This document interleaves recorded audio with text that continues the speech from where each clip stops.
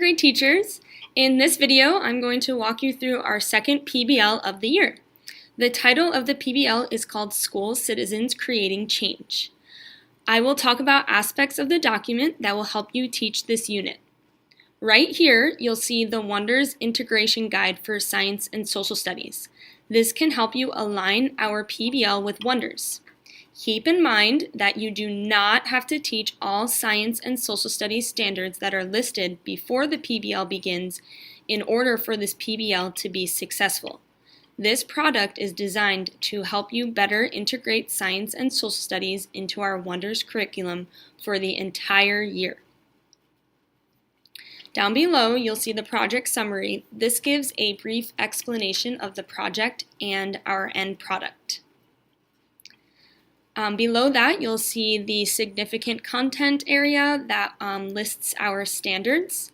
The bolded standards are our focus standards. Then you'll see the box that says driving question. The driving question is the question that students will be addressing throughout the whole unit. That's what the PBL is completely based around. The entry event is a review of what you'll see in the launch, which we will talk about a little later. Now on pages 3 through 5, you will see an overview of several pieces of the PBL. We'll dive into what is outlined here in project phases 1 and 2 in just a minute though. The public product that you see in the box gives several choices for the product the students will create in the end and who they will be able to present it to. Below you'll see resources needed, and you'll notice that Student Council is listed. They are an important resource for this unit because students should be presenting their product to them. However, if your site does not have a student council, your students should present to administration. Many of the materials as well are linked in the phases below.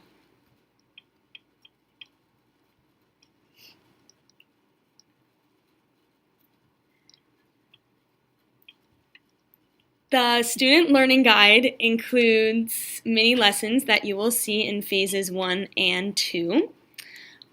And then down below, this chart gives you a clear vision of what students will be learning and the outcome of their learning in each phase.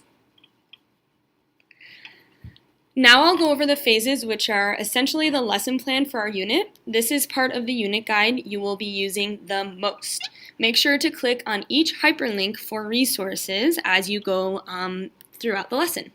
Okay, so the main purpose of phase 1 is for students to be able to identify a need in their school community, gain background knowledge about being a good citizen and our government, and have background knowledge of our government. Take note that you should read Grace for President before beginning this phase because it shows students who want to change their school. That's what Grace for President is about. The end product will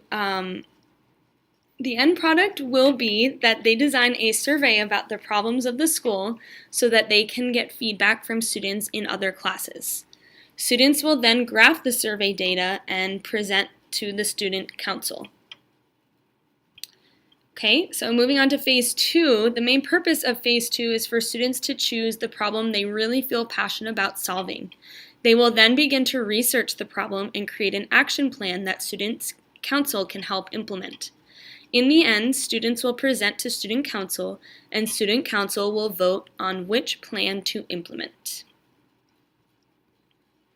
In the end, we provided grading rubrics for both the student reflection and teacher assessment.